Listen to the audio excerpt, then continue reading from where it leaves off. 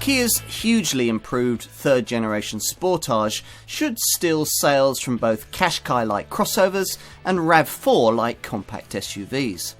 With design flair matched to engineering sophistication, it's a very complete and a very desirable family car.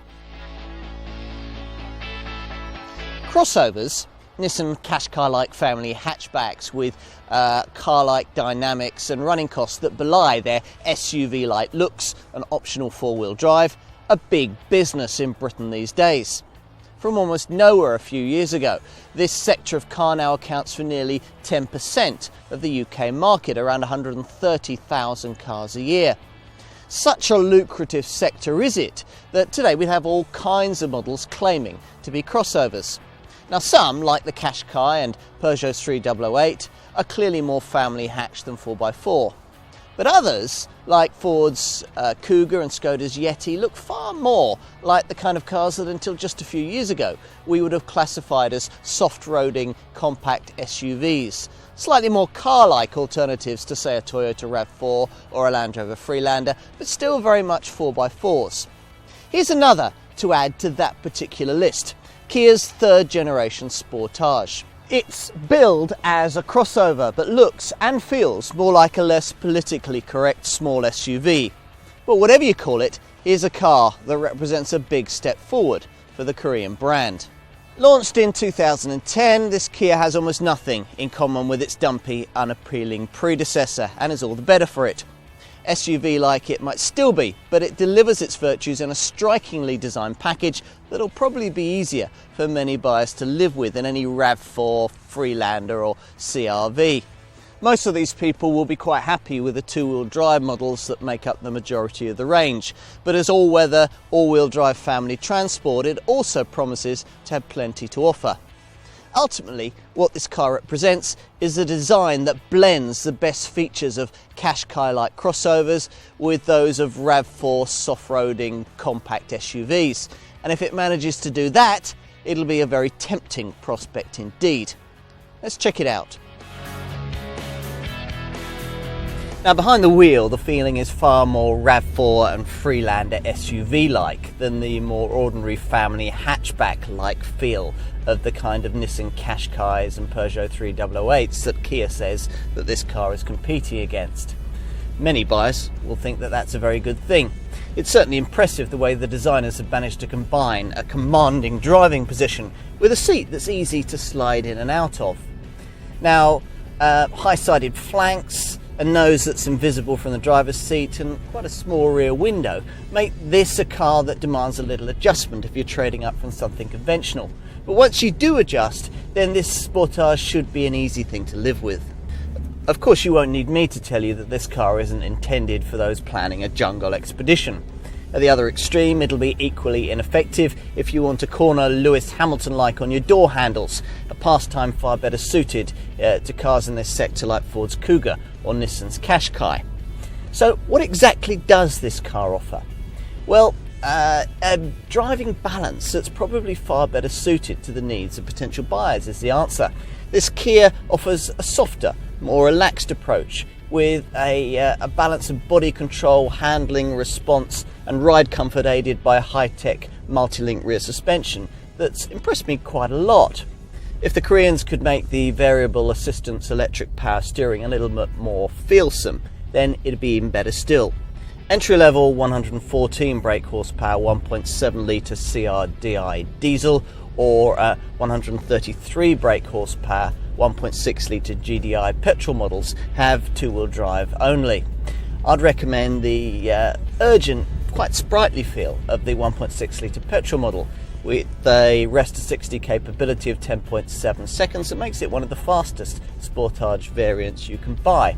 Further up the range, which is where you'll need to venture if you want either automatic transmission or four-wheel drive or both, diesel is firmly the better bet, provided by a 134 brake horsepower 2 litre CR-Di unit that's essentially a detuned version of the 2.2 litre diesel found in Kia's larger Sorento, and that means it's a very good engine indeed. Smooth and responsive with a performance capability of 0 to 60 in 10.9 seconds on the way to 112 miles an hour that's very similar to the much thirstier and therefore minority interest 161 brake horsepower 2-litre petrol engine, the only one mated to a manual gearbox that has 5 speeds rather than 6. Now, both the 2-litre models feature a clever Dymax intelligent four-wheel drive system developed by the experts at Magna Steyr that's said to be a lot more responsive than the four-wheel drive system used on the Hyundai iX35 that's pretty much the same as this car underneath all the fancy panel work. Now, Kia is extremely proud of Dymax, emphasising its intelligent aspect that enables the electronics to predict when four-wheel drive is likely to be needed, rather than simply reacting to changing road conditions as other similar but less sophisticated systems do. That means that most of the time in driving on dry tarmac, your Sportage is going to be completely front driven, but should conditions demand it, it'll switch automatically with no pressing of knobs or buttons to push up to 40% of its torque rearwards in four-wheel drive mode. Now, should you get your car somewhere you really shouldn't have been in the first place, there's also a lock mode which distributes torque equally 50-50 front to rear to give you a fighting chance of easing your way out, providing you don't fall foul of the reduced ground clearance that's a feature of this third generation Sportage model. All Sportage variants have hill start assist control to help with uphill getaways and downhill braking control to give greater reassurance on steep descents. I'm finding it hard to think of another car that's progressed quite as far aesthetically in a single generation as this one. Dull functionality has been replaced by a longer, wider, lighter, lower, rakish package that's arguably the best looking of any car in this class, with its trademark Kia tiger nose front grille, sculpted flanks, raked back C-pillar and sharply angled rear window. It was designed in Germany by Peter Schreier, ex-Audi stylist and creator of the original Audi TT. And this was the first Kia he was really able to design completely from scratch. Well, on this basis, the brand has a great deal to look forward to. Storage space includes a 6-litre centre console bin, large door pockets and a glove box that's air conditioned on some models. In the back of this 5-seater only design, though rear occupants can't slide, recline or remove these seats, they do at least have reasonable standards of head and legroom, or at least they will if there are only 2 of them. Now, it's an airy place to sit, even if you don't specify the panoramic glass roof that's standard on plusher variants, and that's because of the clever reverse angle for these C-pillars here that gives a much clearer view out. Out back, the 564-litre boot is large and well shaped, about 25% bigger than you get in a Skoda Yeti and about 50% bigger than you'd find in a Ford Kuga. And that makes it impressively large for a vehicle that's only 9mm longer than a Vauxhall Astra. If you need more space, then pushing forward the 60/40 split folding rear seats manages to free up 1,353 litres of total luggage room. You can specify this net to keep your shopping from moving around in the back, and there's a further compartment underneath this false boot floor that houses a full-size spare wheel and into which can be put valuables to shield them from prying eyes. Further evidence for my conclusion that this third generation Sportage is neither Qashqai-like crossover or RAV4-like SUV, but actually a bit of both, comes with the pricing chosen by the UK importers. The Sportage range runs from about £17,000 to around £26,000, so it straddles both sectors. And at the bottom end, it targets very much the crossover market, with the 2-wheel drive variants like this one costing you around £1,000 more than comparable Nissan Qashqais and around £600 more than equivalent versions of the Hyundai iX35 that shares this design's engines and underpinnings.